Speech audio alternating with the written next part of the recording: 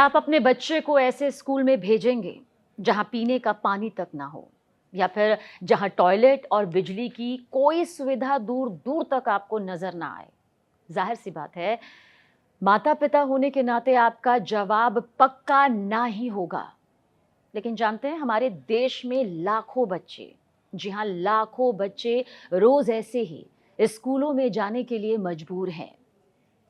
नीति आयोग ने भारत में स्कूली शिक्षा प्रणाली नाम से नई रिपोर्ट जारी की है। 7 मई को आई इस रिपोर्ट के पन्ने जैसे जैसे पलटते हैं, सरकारी स्कूलों की बहुत ही डराने वाली तस्वीरें सामने आती हैं।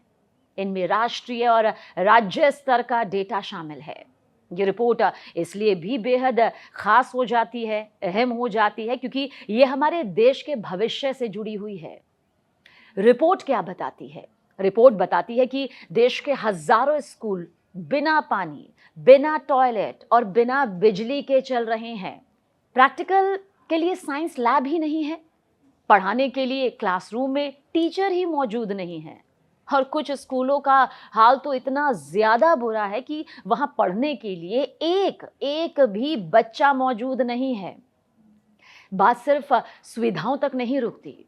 जो लोग बच्चों का भविष्य बना रहे हैं, यानी कि शिक्षक, उनका अपना रिपोर्ट कार्ड भी सवालों के घेरे में है। नीति आयोग के मुताबिक सरकारी स्कूलों के सिर्फ 10 से 15% टीचर ही ऐसे हैं जो अपने पढ़ाए जाने वाले सब्जेक्ट में 60% से ज्यादा नंबर ला सकते हैं। यह आंकड़ा वाकई बेहद परेशान करने वाला है। देखिए, जब स्कूल में बुनियादी चीजें ही नहीं होंगी और पढ़ाई का स्तर ऐसा होगा, तो बच्चा वहां क्यों रुकेगा? और यही वजह है कि प्राइमरी क्लास पास करने के बाद बच्चे सरकारी स्कूल छोड़ रहे हैं। कई राज्यों में तो ये हाई ड्रॉप आउट रेट बड़ी समस्या भी बन गई है। और ये सिर्फ एक डेटा नहीं है, आंकड़े नहीं है, बल्कि उन हजारों बच्चों की असल कहानी है, असल हकीकत है, जिनका भविष्य अंधकार में जा रहा है या फिर जा भी चुका है। अब देखिए, सवाल क्या उठता है?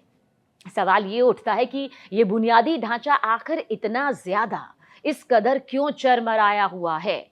कागजों पर तो सुविधाओं के बड़े बड़े दावे किए जाते हैं, लेकिन असल हकीकत क्या है? इसे समझने के लिए हमें रिपोर्ट के अब अगले हिस्से को देखना होगा, और ना सिर्फ देखना होगा बल्कि बहुत ही गहराई से इसे समझना भी होगा। देखिए, हम अक्सर स्मार्ट क्लासरूम और आधुनिक शिक्षा की बातें सुनते हैं, मगर जमीनी हकीकत इन बड़े बड़े दावों से बहुत अलग है। नीति आयोग की इस रिपोर्ट के मुताबिक आप जानते हैं क्या है? ये स्कूल की बुनियादी ढांचे की जो तस्वीर दिखाती है ना, वो अंदर तक आपको झकझोर कर रख देती है। सबसे बड़ा और गंभीर संकट समझ लीजिए क्या है? टॉयलेट का, यानी कि उन शौचालयों का जो है ही नहीं। रिपोर्ट के आंकड़े बताते हैं कि देश के 98,592 स्कूल ऐसे हैं जहां लड़कियों के लिए चालू हालत वाले टॉयलेट ही नहीं है। वहीं 61,540 स्कूल ऐसे हैं जहां इस्तेमाल के लायक सोचिए, एक भी टॉयलेट मौजूद नहीं है। यह अपने आप में चिंताजनक है। इसे सिर्फ सीमेंट और दरवाजों की कमी बिल्कुल मत मानिएगा। इसका लड़कियों की पढ़ाई पर, उनकी शिक्षा पर, उनके भविष्य पर बहुत गहरा असर पड़ता है। देखिए, एक उम्र के बाद, खासकर पीरियड्स के दिनों में टॉयलेट ना होने की वजह से बच्चियों को स्कूल से छुट्टी लेनी पड़ती है, क्योंकि इसके अलावा कोई रास्ता उनके पास होता ही नहीं है। और कई बार तो सोचिए, शर्म, झिझक की वजह से वो हमेशा के लिए पढ़ाई छोड़ भी देती हैं। और ये बहुत ही बड़ी सामाजिक समस्या है। एक तरफ तो बेटी पढ़ाओ का नारा है, और दूसरी तरफ स्कूल में उनके लिए बुनियादी गरिमा और स्वच्छता का ही इंतजाम नहीं है। बिजली की बात भी कर लेते हैं। बिजली की बात करें तो पिछले 1 दशक के आंकड़े सुधरे जरूर हैं, कुछ सुधरे जरूर हैं, यानी कि स्कूलों में बिजली की पहुंच 55% से बढ़कर लगभग 92% तक हो गई है।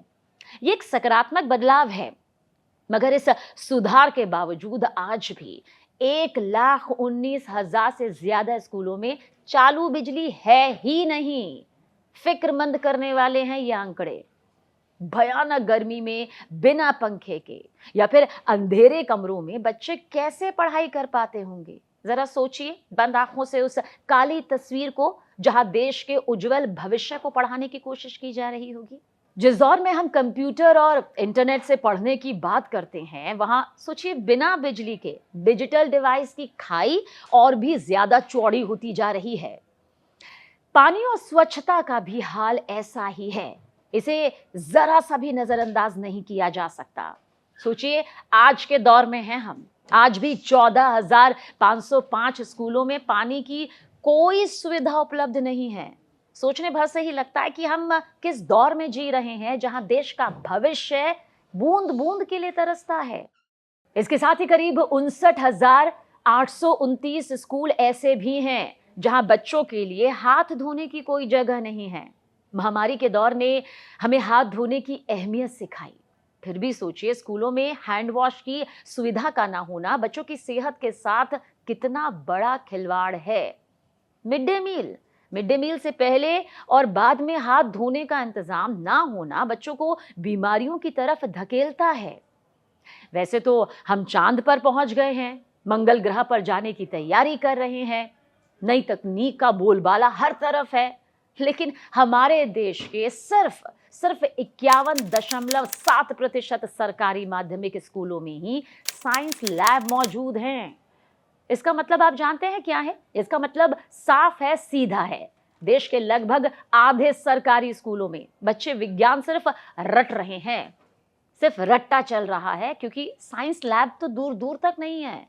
प्रैक्टिकल करके सीखने का जो मौका उनके पास होना चाहिए, वो उनके हाथों में नहीं है। भविष्य अंधकार यहाँ पर दिखाई देता है। ऐसे में हमारे बच्चे ग्लोबल लेवल पर कैसे मुकाबला करेंगे, जिसकी उम्मीद हर कोई करता है? ये ऐसा सवाल है जिसका जवाब ना सिस्टम को देना ही होगा। जब सामान्य बच्चों के लिए स्कूल की इमारत और बुनियादी सुविधाएं इतनी कमजोर हैं, तो उन बच्चों का क्या जो अपने पैरों पर चल ही नहीं सकते? सोचिए, स्पेशली एबल्ड चिल्ड्रन, यानी कि विशेष आवश्यकता वाले बच्चों के लिए ये सीढ़ियां बहुत बड़ी रुकावट हैं। असर 2024 की रिपोर्ट को आप बहुत गौर से सुनिए, बहुत गौर से समझिए। 2014 से 15 के आंकड़े जानते हैं क्या बताते हैं? कि देश के लगभग 60% स्कूलों में ही इन बच्चों के लिए रैंप की सुविधा मौजूद थी, और कई जगह व्हीलचेयर ले जाने का तो कोई रास्ता ही नहीं होता था। और इसी कमी की वजह से शारीरिक रूप से अक्षम बच्चे जो शारीरिक रूप से फिट नहीं हैं, स्कूल में एडमिशन लेने से वंचित रह जाते हैं। उनका पढ़ाई का सफर शुरू होने से पहले ही स्कूल के गेट पर, स्कूल की चौखट पर खत्म हो जाता है। और जो बच्चे किसी तरह से तमाम मुश्किलें पार कर स्कूल पहुंच भी जाते हैं, उनके लिए अंदर का माहौल आसान नहीं होता। 2024 की अनुमानित आंकड़ों के मुताबिक 3rd क्लास के बच्चों का डेटा बहुत बड़ा अंतर दिखाता है। विशेष आवश्यकता वाले केवल, यानी कि सिर्फ 30% बच्चे ही 2nd क्लास के स्तर की पढ़ाई कर पाते हैं। सोचिए, सिर्फ 2nd क्लास के स्तर की पढ़ाई। वहीं सभी का औसत अगर देखा जाए तो 45% बच्चे ही इसे पढ़ लेते हैं। फासला हमें बताता है कि क्लासरूम के अंदर ना इन बच्चों को वो माहौल ही नहीं मिल पा रहा जिसकी जरूरत उन्हें है। उनके सीखने की रफ्तार पर अगर आप नजर डालेंगे ना, तो ये पीछे छूट रही है। सुविधाओं की कमी और सही माहौल ना मिलने का नतीजा बहुत ही डराने वाला है। ये रिपोर्ट आगे क्या बताती है? ये बताती है कि विशेष आवश्यकता वाले 20% बच्चे स्कूल से पूरी तरह बाहर हैं। इसके पीछे वजह सिर्फ एक शिक्षक वाले स्कूलों का होना भी है। सिर्फ एक शिक्षक वाले स्कूलों का होना।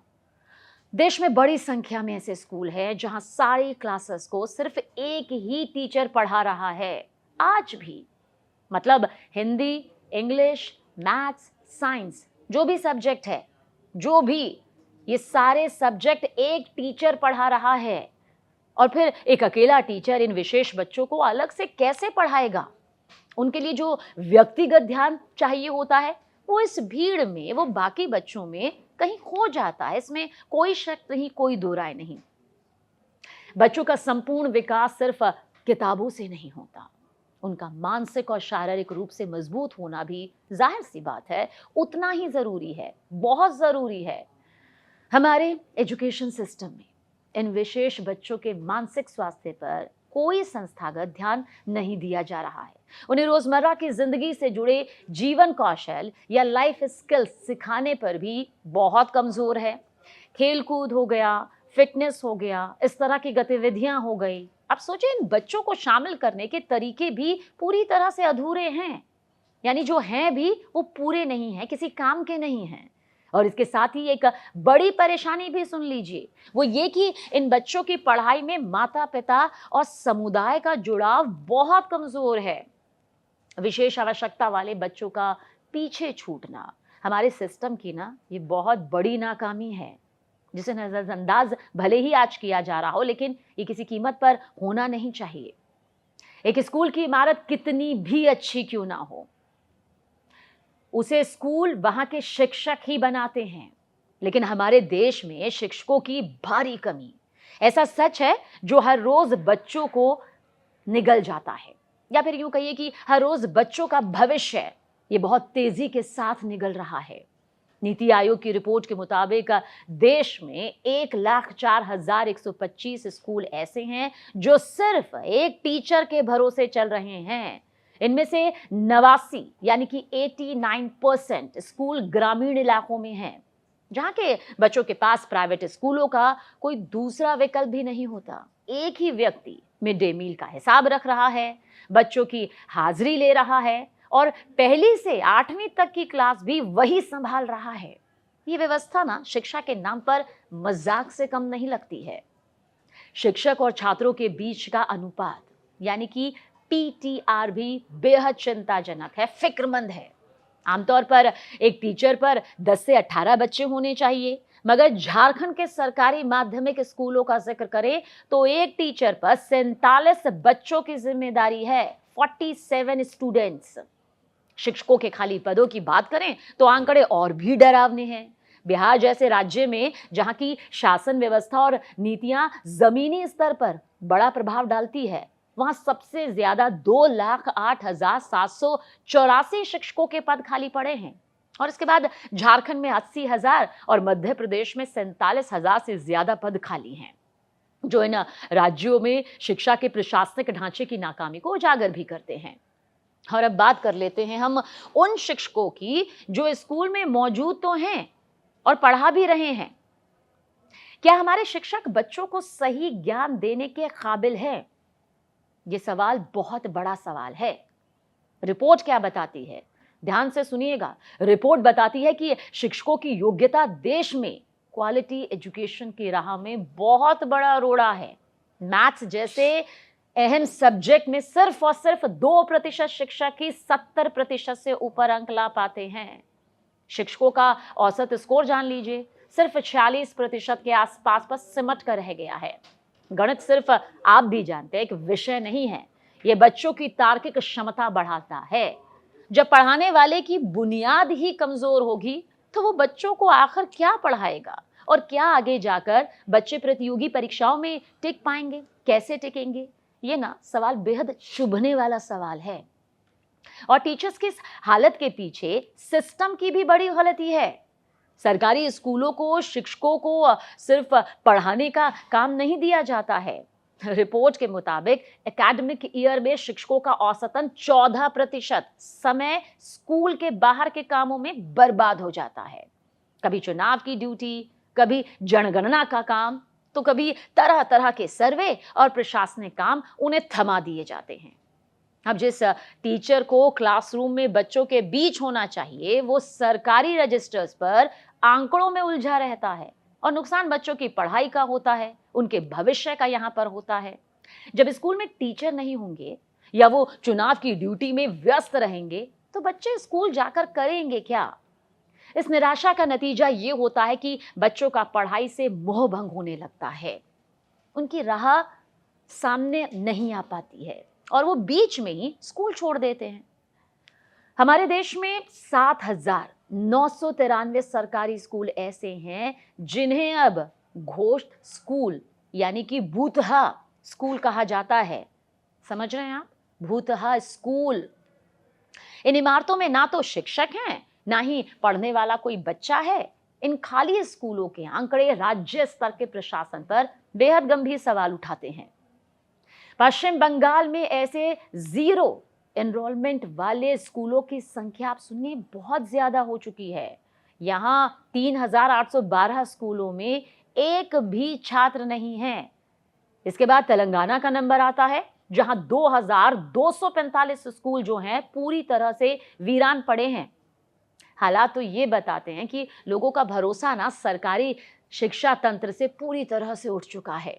खामियाजा कौन भुगतता है? बच्चे। वो बच्चे जो पढ़ना चाहते हैं, वो बच्चे जो पढ़ सकते हैं, वो बच्चे जो इस देश का भविष्य हैं।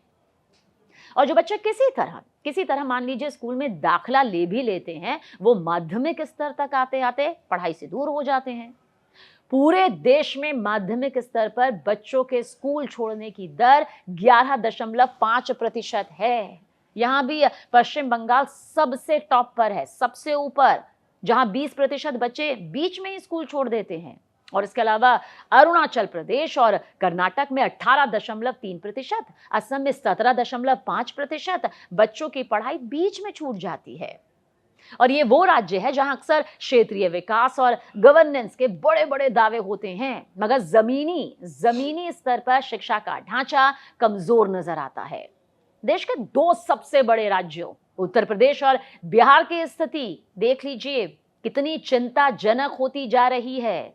इन राज्यों की अंदरूनी राजनीति और नीतियां हमेशा चर्चा में रहती है, मगर यहाँ के बच्चों का भविष्य खतरे में है।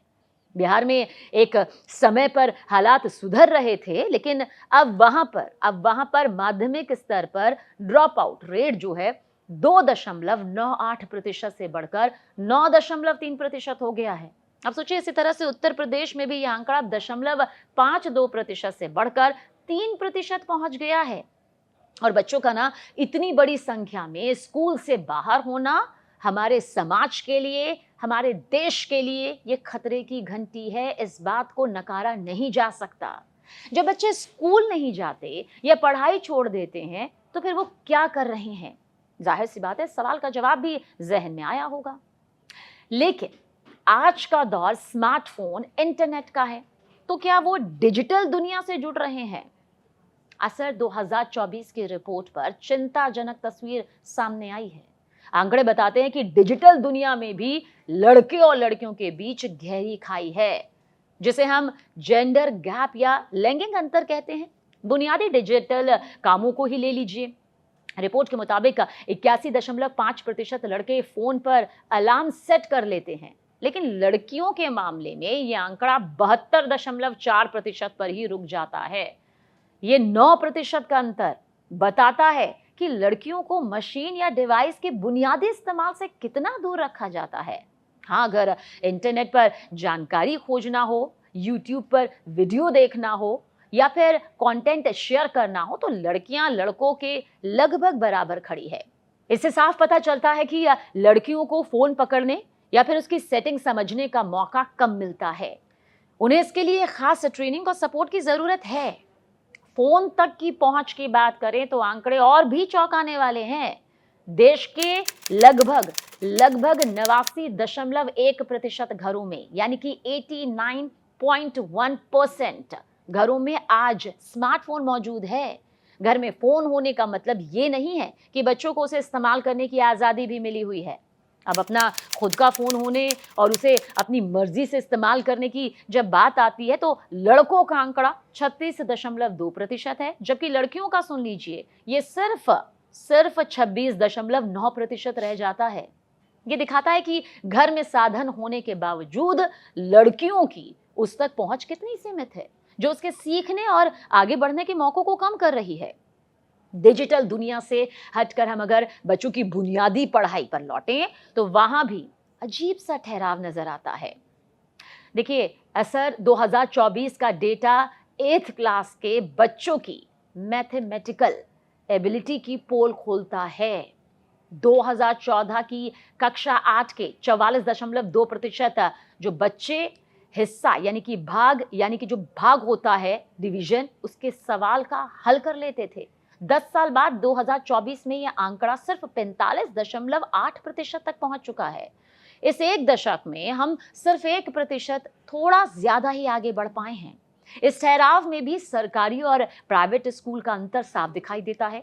प्राइवेट स्कूलों में डिवीजन कर पाने वाले बच्चों का आंकड़ा 54.2% से बढ़कर 55.8% हुआ है। तो वहीं सरकारी स्कूलों की हालत तो और भी खस्ता है। सरकारी स्कूलों में यह आंकड़ा 40% से सरक कर महज 41.9% तक पहुंचा है। ये ठहराव बताता है कि पिछले 10 सालों में हमारी शिक्षा व्यवस्था की बुनियाद में कोई तरक्की नहीं हुई। सुविधाओं की कमी, खाली पड़े स्कूल और पढ़ाई का गिरता स्तर, ये सब मिलकर हमारे शिक्षा तंत्र की धुंधली तस्वीर बनाते हैं।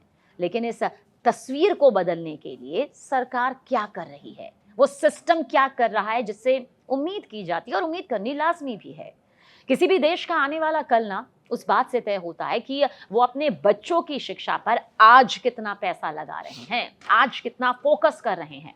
नीति आयोग की रिपोर्ट बताती है कि हमारा देश अपनी जीडीपी का सिर्फ 4.6% हिस्सा ही शिक्षा पर खर्च करता है, जो नाकाफी है। क्योंकि अमेरिका और ब्रिटेन जैसे देश जीडीपी का करीब 5.9% हिस्सा शिक्षा को देते हैं, जबकि जर्मनी और फ्रांस में 5.4% का निवेश यहां पर हो रहा है। भारत जैसे बड़े और युवा देश के लिए ये 4.6% का आंकड़ा बहुत कम है। जब बजट ही कम होगा तो स्कूलों में टूटे टॉयलेट, बिना बिजली वाले क्लासरूम और शिक्षकों की कमी जैसी समस्याएं कैसे खत्म होंगी, ये बहुत बड़ा सवाल है। राज्यों के स्तर पर शिक्षा का हाल जांचने के लिए साल 2023 में परख नाम का एक सिस्टम शुरू किया गया था। यह राष्ट्रीय शिक्षा नीति 2020 के तहत एनसीईआरटी का अहम हिस्सा है। इसका काम राज्यों के प्रदर्शन को मापना है। देखिए, परख की नई मैपिंग के नतीजे हमें दो अलग अलग तस्वीरें दिखाते हैं।